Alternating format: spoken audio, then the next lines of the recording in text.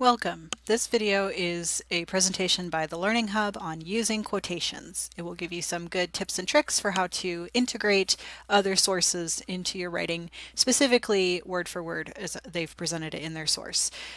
My name is Sarah Collins. I'm the writing coordinator in the Learning Hub, and hopefully you learned some great stuff from me today.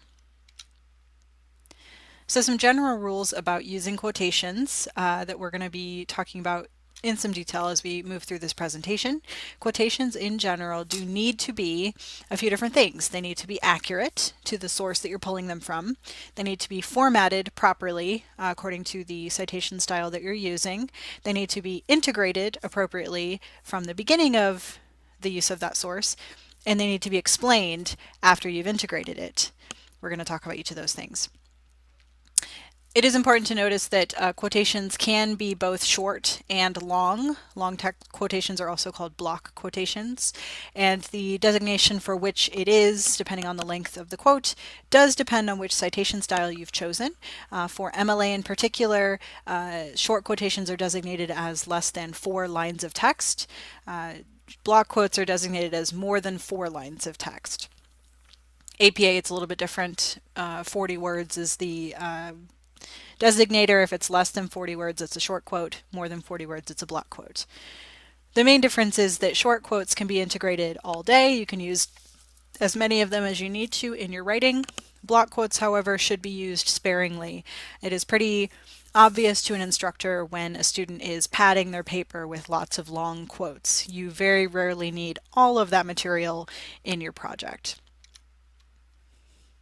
So, speaking of that, the next topic is how do you select good quotations? What things should you keep in mind?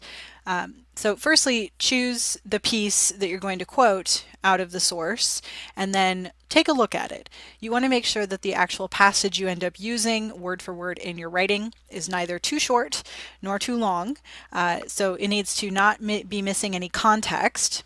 It needs to be able to stand alone and communicate the idea that you want it to communicate, but you should only quote the key aspects of the passage. You can paraphrase other elements that appear after or before the quote that ends up being the most useful piece, and there are other ways to modify those quotations, which we'll get into a little bit later, that allow you to really only use the key part of the passage. You also want to make sure that you use remarkable quotes, quotes that are ideas that matter, not fluffy bits. They truly are remarkable, meaning they are able to be remarked upon. You don't just want to throw in whatever thing from a source just because you need a source there. It really should be material that you can use actively in your writing. And then lastly, you want to avoid indirect quotes whenever possible. Indirect quotes are quotes in another source. So you have a source, an article by Johnson, and in Johnson's article, he quotes from Collins. And you really like that Collins quote, so you want to use it in your writing. Generally speaking, you want to track down the original source and use that as its own source, not quote through Johnson. But sometimes that is unavoidable, so you do need to be able to do that. But all citation styles have specific formatting to clue the reader into the fact that it is an indirect quote. But if possible, you do want to track down that original and use it as the source you're quoting from. So here we have an example. This is from an article about the tutoring situation, and all of this might at first glance feel super important. I might think I need a block quote because I want to say all of this.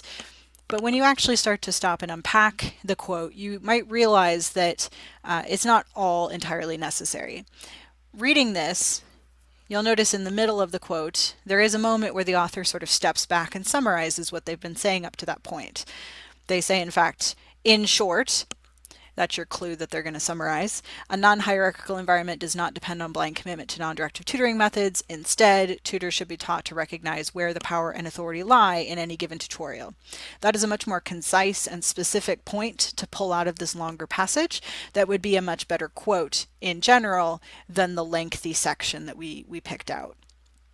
So as a lesson in shortening down to the most important bit that then allows you to talk through that information. Now, in talking about quotation accuracy, there are some things to keep in mind. There are some ways where that can go haywire in writing. The first is by omitting important words. You can see here this quote sounds really great. This is a place where transformation is likely to happen. It's very nice. However, when you actually look at the original source, you'll see that in fact it reads differently.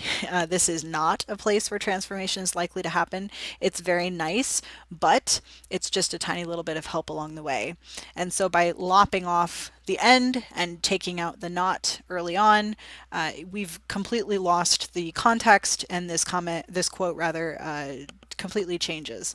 And so that is an issue in how we've presented this quote. On the other side of things, we have misrepresenting data. So these are the hard numbers or the specific information that is being given about this quote or within the quote. So we have here in the end, 32% of these students visited the Writing Center at least once, while the remaining 76 did not visit. And looking at that percentage, you might realize those numbers don't really make sense. Those do not add up to 100%. They add up to more than 100%. So something fishy is happening there.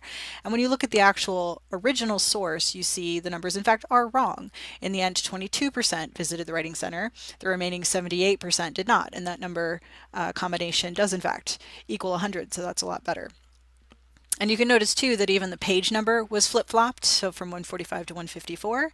So that's also something to watch out for, is making sure you are properly providing the number for the page on which these quotes can be found.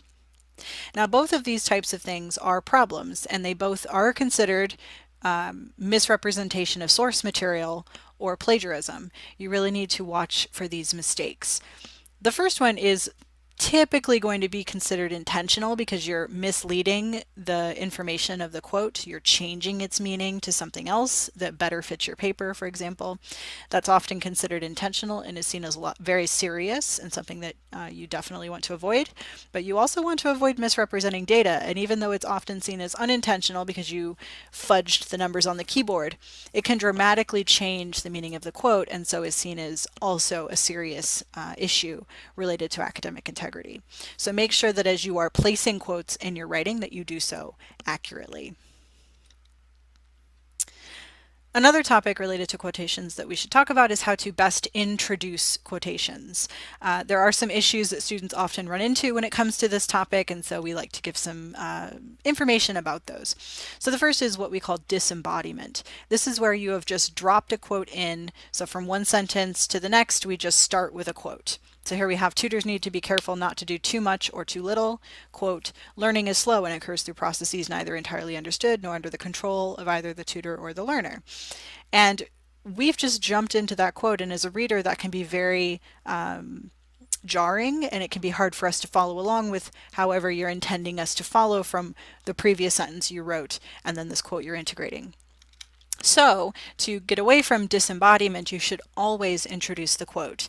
You can introduce the quote through running acknowledgments, which is providing information about the author. So for example, you could say, tutors need to be careful not to do too much or too little. According to Myers, quote, learning is slow and occurs through processes. Or you can make it part of your own sentence. You can say, for example, comma, and then integrate the quote. In some way, you should always have some form of your own writing prior to a quote within the same sentence as the quote to make sure it is integrated with your writing.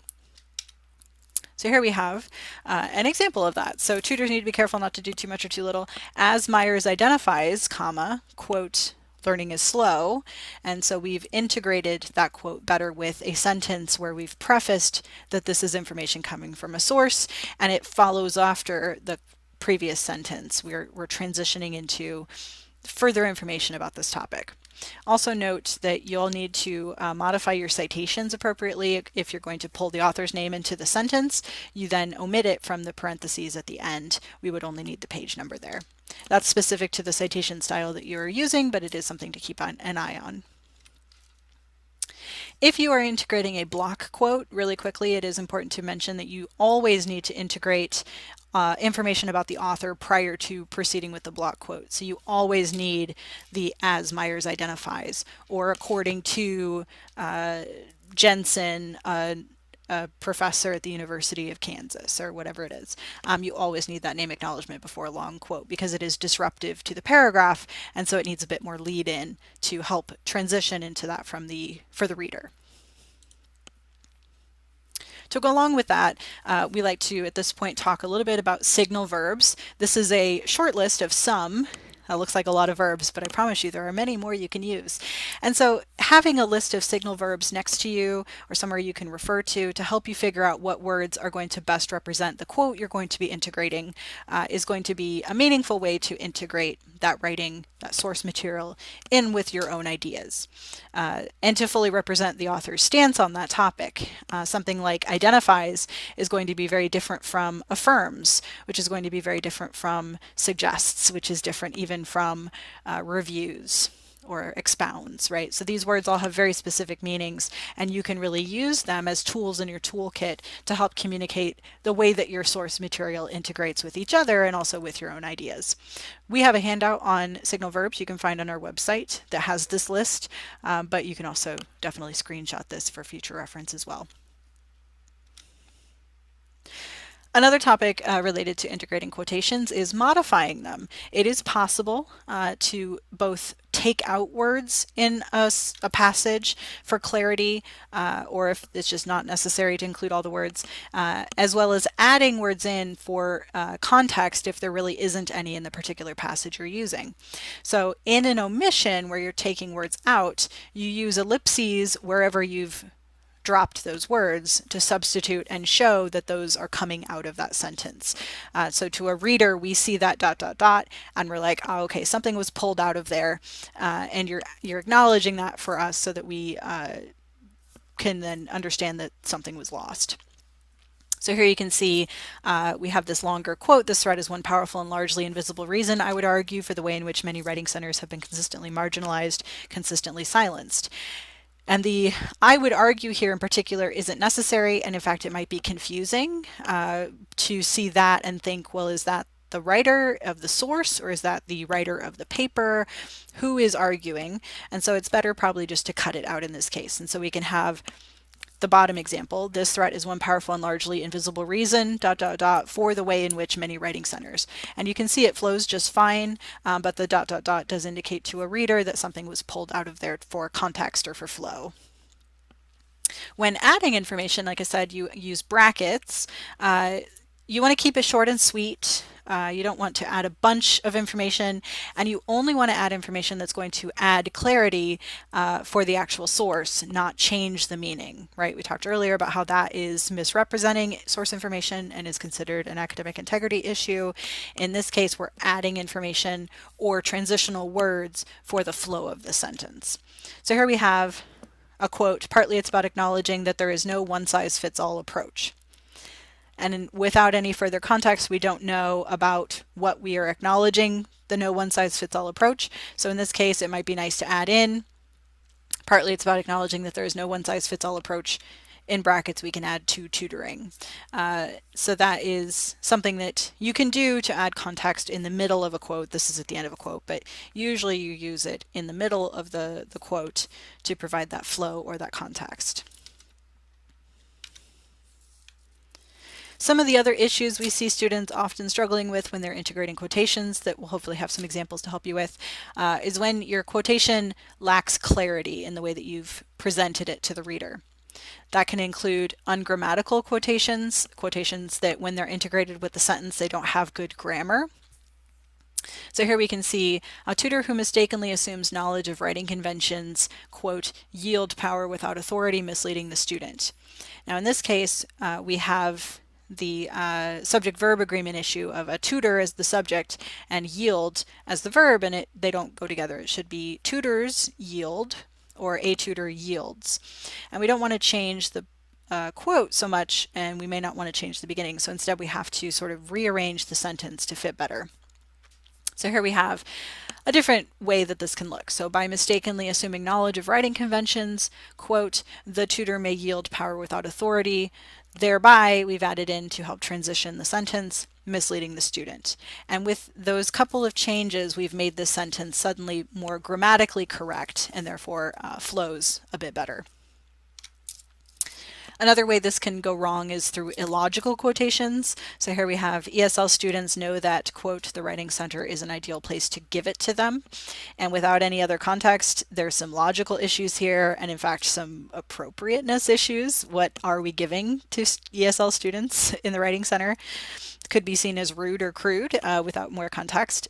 So instead, we can present a little bit more context up front to help the quote lay a bit better in the sentence. So we have ESL students need help with the academic language they face when tackling writing at the college level, and, quote, the writing center is an ideal place to give it to them, the help with the academic language they face. So that adds some context without us having to manipulate the quote, and helps it, like I said, sit better in the sentence logically. Another reason that integrating quotations might go weird is if they end up awkward. So here we have an example of an attempt to integrate a quotation, and it just kind of goes weird. Reading this out loud, it's going to sound like a lot, and it's going to be hard to keep track of the information. So we have on page 161 of her article, Decisions, Who Chooses to Use the Writing Center? Assistant Vice Provost of Temple University, Lori Salem, acknowledges that despite all of the good tutoring can do, and regardless of the reasons students choose to visit a tutor, quote, the choice to use the writing center is raced, classed, gendered, and shaped by linguistic hierarchies, end quote. And whoo boy, that's a lot to pack into one sentence. And so you can chop out quite a lot of that because you don't need it, or you could place it in other places. And here we've got the much shorter, much stronger version. Despite the overwhelmingly positive interactions between tutors and students, Salem does acknowledge that, quote, the choice to use the writing center is raced, classed, gendered, and shaped by linguistic hierarchies. And one of the specific things we've done is besides we've cut out all the nonsense we didn't need, we moved the page number to appropriately being in the parentheses, properly cited in MLA style here. So just as another example of how integrating quotations can go a little bit smoother by trying to cut out all the nonsense. So some best practices when integrating quotations, some advice to keep in mind: make sure that the quotation is a cohesive and integral part of your sentence. It's not on its own, in its own sentence, disembodied, and it's not sort of dangling off the end without any context before it. Make sure to get it to be an integral, cohesive part of your sentence, that you edit the grammar style of the entire sentence, not just the quotation itself. You want the whole thing, from what your introductory material is in advance of the quote, to flow with the quote itself, so that altogether it serves as a sentence on its own. Make sure you only modify quotations as necessary for clarity and flow, not just willy-nilly taking out words or adding in words. They really are only done on an as-needed basis if you really must use the quote and you cannot find any better way to integrate it with your sentences. And make sure that you fully represent the relationships between your ideas and others' ideas. That's where avoiding disembodied quotes is really important, because you're pulling in the quote alongside your own writing. But it's also where the explaining of the quote on the other side of it is also very important. So we're going to talk about that next. So one important thing to keep in mind is that you're not pulling in quotations just to have a quotation. You're pulling in material from outside sources to then unpack it and connect it to the overarching topic that you're trying to cover in the paper, the argument you're making, or the material you're trying to explain to your audience. This is where what we call the evidence cycle can be really useful to make sure that you're doing enough work to follow through on the integration of quoted material. So this is the assertion, evidence, and commentary work that you do when you're using support from sources. The assertion is the introduction to the evidence that you're about to present. This can be a statement of focus that then pulls us into the evidence. It could be the same as the topic sentence, but it might be a subpoint within that topic sentence or within that paragraph. Then you have the evidence. That's the actual example or the detail you would like to use. That's usually the quote that you're pulling in from one of your outside sources. And then lastly, you have the commentary stage. And this is where you're explaining why that evidence is relevant to your argument, or how your audience should interpret the information. Don't just drop a quote in and expect us to know what we're supposed to make of it. That is your job as the author, to make it make sense within the context of your paragraph. So here we have an example. This whole long paragraph, I'll just break it down to the fact that we have an assertion up front that gives us a sense of the focus point for the evidence we're about to go over. And you can notice that it's pretty lengthy. It's 4.5 lines long. We then have the evidence, which is the actual source. So here we have a fairly short snippet that is being pulled from a source into the paragraph. And then the last part is the follow through. And you notice it's pretty much as long as the assertion. If, a little shorter, it is at least as long as, typically, if not longer than, the assertion. It's very important that that commentary fully follows up on and makes connections to the quote, to the main idea we're meant to take away from it. So the evidence should not be the major bulk of your paragraphs. They are supportive of your own ideas that you're engaging in. One other thing that I want to call attention to before we end this video today is the other ways that you can bring outside source information into your writing. So quotations are only one of 3 methods. You can also paraphrase or summarize information from outside sources. To quickly sum up the difference, a quotation is word for word, verbatim the same as a source that you pull into your writing, whereas paraphrases and summaries are where you take content from outside sources and you put them into your own language, your own words, your own writing style. The primary difference then between a paraphrase and a summary is the amount of content from that outside source that you are putting in your own words. A summary is when you take pretty much the entire source or a large section of that source and you boil it down to a sentence or 2 of your own writing. So you're taking the main ideas, the big picture, key details of those sources. A paraphrase is when you take a much smaller section, meaning like a sentence or 2, and you change it into your own words. So it's a much more one-to-one lengthwise, whereas a summary is taking a large section and boiling it down to a much smaller amount of writing. Now, it's very important to keep in mind that with paraphrases and summaries, many of these same strategies that we've been talking about in this workshop about quotations are going to apply to incorporating these types of incorporations into your writing. For example, it's very important to offer up context in advance of the source's information. If you just dump the source's information into your writing with no sense that it comes from a source, that's where you get into hot water with academic integrity issues and plagiarism. So noting that according to Johnson, and then providing your paraphrase or your summary allows you to ensure that you're keeping track of source material for your readers throughout your writing. Make sure as well that you're representing the ideas faithfully and accurately. You're not changing the meaning as you're changing the language used to represent them into your own words. You need to make sure that the ideas maintain the same meaning. You also still need to follow through with your own connections and interpretations. So once you've given a paraphrase from Johnson and it's a sentence or 2 long, make sure you've got quite a bit of content to follow up on it and make connections to whatever the source is saying into your discussions that you're trying to get out of that paragraph. And then, of course, make sure you also cite appropriately in text for whichever style you're using for paraphrases and summaries in the same way that you would a quotation. They still need citation even if they're in your own words. So paraphrases and summaries are also really great tools, and alongside quotations, they also should receive a lot of the same treatments we've been covering in this video.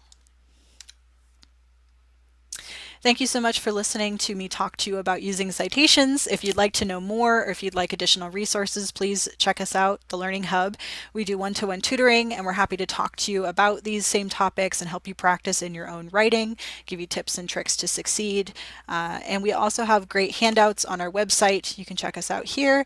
We have handouts on everything from how to paraphrase effectively to how to summarize versus analyze something, all kinds of research methods related handouts that would pair nicely with the content gone over in this workshop.